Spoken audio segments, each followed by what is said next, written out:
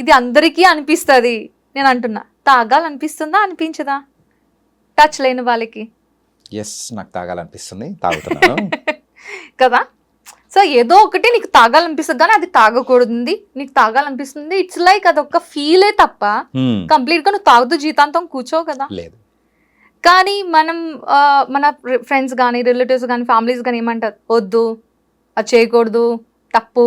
వాయ్ మనకు తెలీదా? మనంత చిన్నపిల్లలం అయితే కాదు కదా. ఒక స్టేజ్ అయితే మనకు వచ్చింది కదా.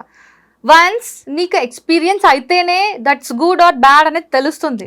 I want experience, don't tell. నాకు చెప్పొద్దు, నాకు కావాలి ఎక్స్పీరియన్స్. వన్స్ మనం ఫేస్ చేస్తానే కదా నువ్వు లైఫ్ లాంగ్ నీకు అది ఉండిపోతుంది. ఇంకోసారి చేయమన్నా చెయ్యో, అంతే కదా. అంతేగాని ఇలా చెప్పి బంధిస్తే నేను అది తట్టుకోలేను. అంటే చెయ్యొద్దు అని అంటే పర్టికులర్ గా అదే మనం చేసే మెంటాలిటీ అనేది కూడా ఉంటుంది. కోర్స్ మైండ్ సెట్ అందరూ దాని మీదకి వెళ్ళిపోతుంది కూడా. వద్దు అనుకున్నా కూడా వెళ్ళిపోతుంది. ఎందుకు అలా? హ్యాపీగా ఏం చేయాలనిపిస్తుందో చెయ్యండి. కానీ ఒకటి మాత్రం నేను చెప్తా, ఏది మంచిది కాదు ఏది మంచిది అనేది ఒకసారి ఎక్స్పీరియన్స్ చేసి దాన్ని అబ్జర్వ్ చేసి డూ ఇట్ హ్యాపీగా. మీకు నచ్చినట్లు చేయండి. చాలా మంది సిగరెట్స్ తీస్తారు, దాని మీద రాసి ఉంటది అని ఎవడు కాల్చడం మానేస్తున్నాడు. ఇంకా మందు ఉంటది దాని మీద తాగితే ఇలా సంథింగ్ మద్యపానం దేనికి ఏదో అంట తెలుగులో ఉంది, ఇలా రాస్తారు. తాగడం మానేస్తున్నారా? అది తాగుతున్నారు. అలాగే నేనేమంటున్నా, ఇది చేయండి అది చేయండి అనట్లేదు. మీకు ఏం చేయాలనిపిస్తుంది చేయండి, ఎక్స్పీరియన్స్ అవ్వండి. అయిన తర్వాత మీకే తెలిసిపోతుంది, ఇంకెవరితో చెప్పించుకోవసరం లేదు. నేనైతే అదే చేస్తున్నా. అండ్ మూవీస్ అనేటప్పటికీ యూజువల్గా ఈ బ్యాక్గ్రౌండ్ లేని వాళ్ళకి ఖచ్చితంగా ఒక పర్సెప్షన్ అనేది కూడా ఉంటుంది. అంటే అమ్మాయిలు కానీ వెళ్ళకూడదు, సో అక్కడ ఏదో సంథింగ్ అంటే కొన్ని జరుగుతూ ఉంటాయి, సో కమిట్మెంట్ అని లేకపోతే అమ్మాయిలు ఇబ్బందులు పడుతున్నారని ఇలాంటివన్నీ చాలా వింటూ ఉంటారు. సో ఫస్ట్ నువ్వు ఇటు సైడ్ వస్తా అన్నప్పుడు coming to your family wise కానీ వాళ్ళు అన్న సందర్భం అంటే వద్దు అన్నారా, లేకపోతే వాట్ దే సెడ్? మమ్మీ డాడీకి లిటిల్ బిట్ కూడా ఇంట్రెస్ట్ లేదు. కానీ మదర్స్ ఎలాంటి వాళ్ళంటే పిల్లలకి ఎలా చేస్తే హ్యాపీగా ఉంటుందో అదే మనం కూడా చేద్దాం, వాళ్ళకి సపోర్ట్ చేద్దామని మదర్స్ అలా ఆలోచిస్తారు. అఫ్ కోర్స్ మమ్మీకి డాడీకి ఇంత బిట్ కూడా ఇష్టం లేదు. కానీ మదర్ ఏంటి అంటే నా కూతురు గురించి నాకు తెలుసు కదా, దానికి ఏది ఇష్టమో దాన్ని మనం సపోర్ట్ చేద్దామని మదర్ సపోర్ట్ చేశారు. నిజం చెప్పాలి అంటే ఆఫ్టర్ మ్యారేజ్ నా హస్బెండ్ సపోర్ట్తోనే నేను ఇంతవరకు రాగలిగా. వై? బికాస్ తనకు తెలుసు నేనేంటి, ఎంతవరకు మూవ్ అవుతాం ఎంతవరకు మూవ్ అవ్వం, వాట్స్ అవర్ నెససరీ, మన నెససరీ ఏంటి, మన నీడ్స్ ఏంటి.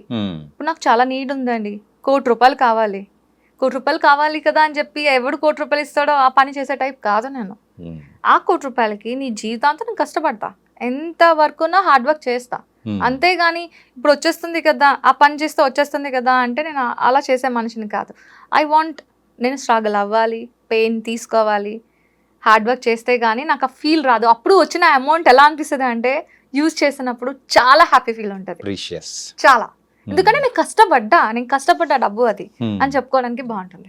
ఇలాంటిది ఏమన్నా ఇబ్బందులు ఏమన్నా ఇండస్ట్రీలో ఇన్ని ప్రాజెక్ట్స్ చేస్తున్న టైంలో ఎప్పుడైనా ఫేస్ చేశారా? బేసికలీ మాటల వరకు అయితే మాత్రం కొందరు వచ్చారు. కానీ నేను ఒకటైతే చెప్తానండి, ఎవరైతే ఇలాంటివి అడుగుతున్నారో ఇలాంటివి జరుగుతున్నాయో వాళ్ళు not a real directors, not a real industry.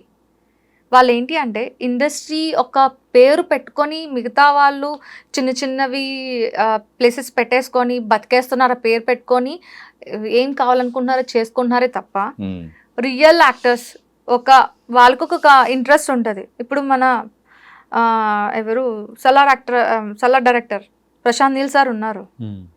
ఆయన ఏ స్టేజ్ నుంచి వచ్చారో మీకు తెలుసు కదా, ఆయన ఒక సిచ్యువేషన్ ఏంటి తెలుసు కదా.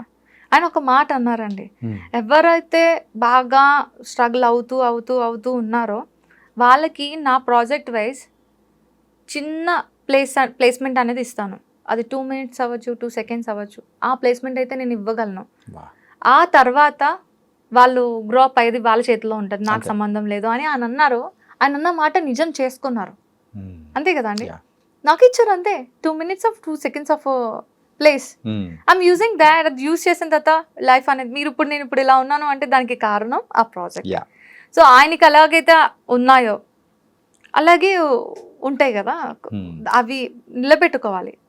కానీ ఆఫ్టర్ యాక్సిడెంట్ ఇన్ని సంవత్సరాల తర్వాత సో ఫస్ట్ ఇంటర్వ్యూ అనేది కూడా నాకు ఇవ్వడం అనేది కూడా it was very very happy and it was thank you nice. So much. You also such a very nice guy. Ya thank you ఇంకా నాట్ ఎట్ కంప్లీటెడ్.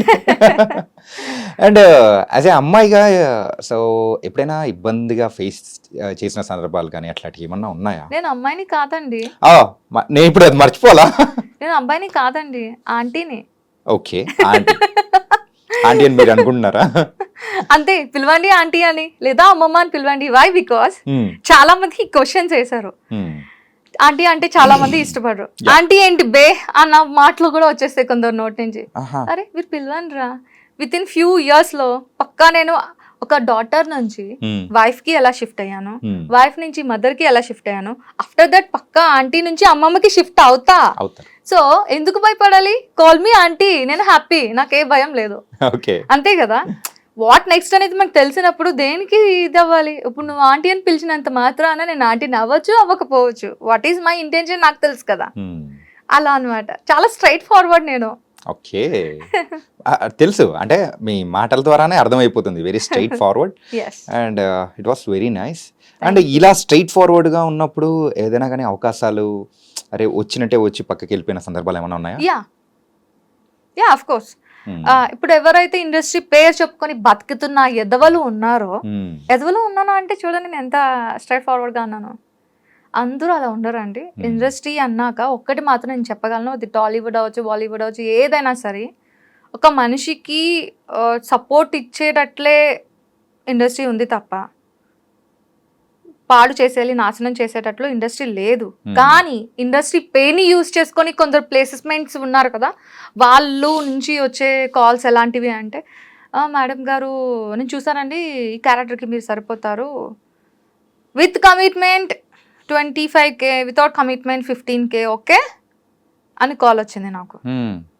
నేను అన్నాను, ఇప్పుడు ఆ క్యారెక్టర్ చేయడానికి కమిట్మెంట్ ఇస్తేనే క్యారెక్టరా అండి? సరే మీరు ఉంచుకోండి, నాకొద్దు. నాకు money doesn't matter, not necessary. I want fame, I want character, అంతే కదా. మనం చేసామంటే ఒకరికి ఇన్స్పైర్ అయినా అవ్వాలి, లేదా మనకి నచ్చిందైనా అయి ఉండాలి తప్ప వాడికి యూజ్ అయ్యేలాగేంటి? అఫ్ కోర్స్ నేను పడుకోను అనట్లే, వాడేస్తున్నాను అంటే అర్థం చేసుకోండి.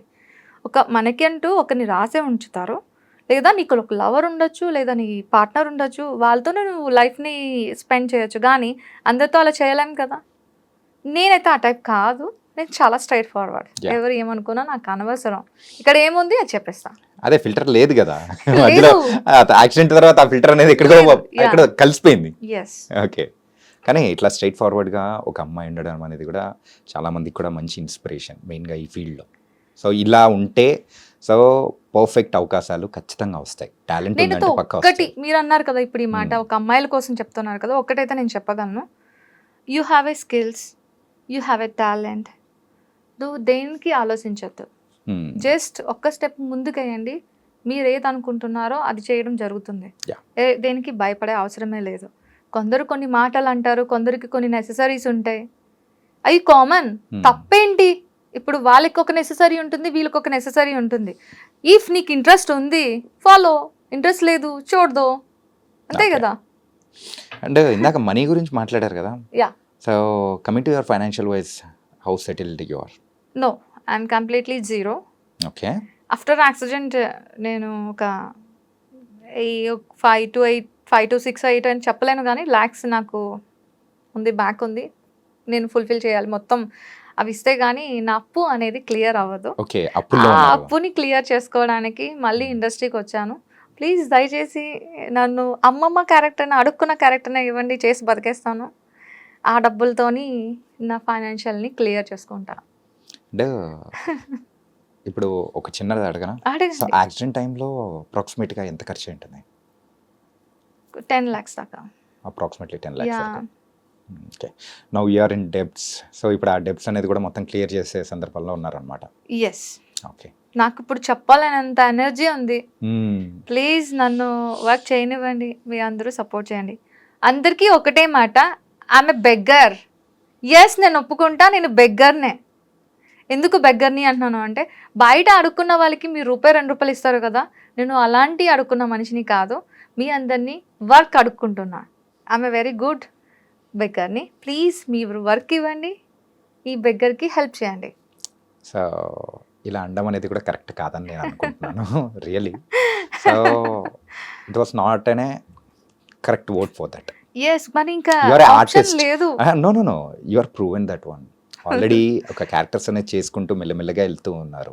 ఏంటంటే కనిపించింది మీరు అంత పెద్ద మూవీలో, సలార్ మూవీలో 2 minutes అయినా కానీ దాని ఇంపాక్ట్ అనేది. అవును. సో తర్వాత కూడా ఎన్ని దానిలలో చూస్తున్నాము, ఎన్ని మీమ్స్ కానీ ఆ ట్రోలింగ్ దానిలలో కానీ చాలా చూస్తూ ఉన్నాము. అవును. సో ఆ ఇచ్చిన క్యారెక్టర్ ఎంత నడివి తక్కువ ఉన్నా కానీ you prove and that one. So అలా ఏం లేదు, మంచి మంచి క్యారెక్టర్స్ వస్తాయి. అండ్ యాక్సిడెంట్ అయిన తర్వాత again you are back to the industry కాబట్టి it was very nice. But please ఇంకోసారి sincere request from my side, ఆ వర్డ్ అనేది అస్సలు యూజ్ చేయకండి. Thank you're you. Artist. So ఈ కాబట్టి సపోర్ట్ ఉంటే ఎవరి ఖచ్చితంగా నోట్ల నుంచి ఇస్తాను. వస్తాయి చెప్పండి. వస్తుందండి. నాకు ఆ సపోర్ట్ ఇంకా అందలేదు, అది అందుతుందని డైరెక్ట్గా అడిగేస్తాను. బట్ మీరు ఇంత బోల్డ్గా, మీరైతే స్ట్రైట్ ఫార్వర్డ్గా ఖచ్చితంగా మీరు అంటే సిన్సియర్గా హానెస్ట్గా ట్రై చేస్తున్నారు కాబట్టి, సో దేవుడు కూడా ఖచ్చితంగా, అంటే మీరు దేవుడు అంటే నమ్మరు అంటున్నారు కాబట్టి మీ కృష్ణుడు ఖచ్చితంగా మీకు మంచి రూట్ అనేది చూపిస్తాడు. Thank you. It was very nice Pooja. Thank you so thank you. Much. And last question. Okay. So Pooja Vishweshwar. So Vishweshwar అనేది ఏంటి, డాడ్స్ నేమా లేకపోతే హస్బెండ్స్ నేమా ఏంటి? Basically dad's name is Rao. Pooja Rao అనేది నేను ఎందుకు పెట్టుకోలేకపోయాను అంటే, నేను ఏమవుదాం అనుకుంటున్నా అనే దానికి వాళ్ళ నుంచి నాకు ఎలాంటి సపోర్ట్ రాలేదు. ఆఫ్టర్ మ్యారేజ్ నా హస్బెండ్ వల్ల నాకు నేనేం అనుకుంటున్నా, ఏం చేయాలనుకుంటున్నా అనేది చిన్న ఒక 10% సపోర్ట్ తన దగ్గర నుంచి దొరికింది. నాట్ 90%, 10% సపోర్ట్ దొరకడంతో నేను ఇప్పుడు ఇక్కడ ఉన్నాను. అంటే 100% ఇచ్చుంటే ఎక్కడుండేదానో తెలీదు. దానికి నేను విశ్వేశ్వర్గా కన్వర్ట్ అయ్యా. ఓకే. పూజా విశ్వేశ్వర్. నైస్. ఈ విశ్వాన్ని సృష్టించడానికి కాదు, శాసించడానికి వచ్చేసా. అమ్మ బాబోయ్, పెద్ద మాటే. సో ప్రెజెంట్ మరో జన్మ ఎత్తాను కదా, ఇది నాకు రియలీ సెకండ్ లైఫ్ కదా. యా. నిజంగా విశ్వాన్ని సృష్టి మొత్తం తిరిగి వచ్చేద్దామని చెప్పి వచ్చా రంగంలోకి. కానీ ఈసారి మాత్రం తెల్లవారుజామున స్కూటీ వేసుకొని వెళ్ళడాలు ఇట్లాంటివి మాత్రం చెయ్యకండి రియల్లీ. అండ్ ఆ హెల్మెటే మిమ్మల్ని మీ లైఫ్ ని కాపాడింది. So thank you and thank you for coming here and giving the interview. Thank you. And పునర్జన్మలో మీరైతే ఇంకా మంచి మంచి క్యారెక్టర్స్ అనేది కూడా చేయాలని కూడా కోరుకుంటున్నాను. Thank you so much for that.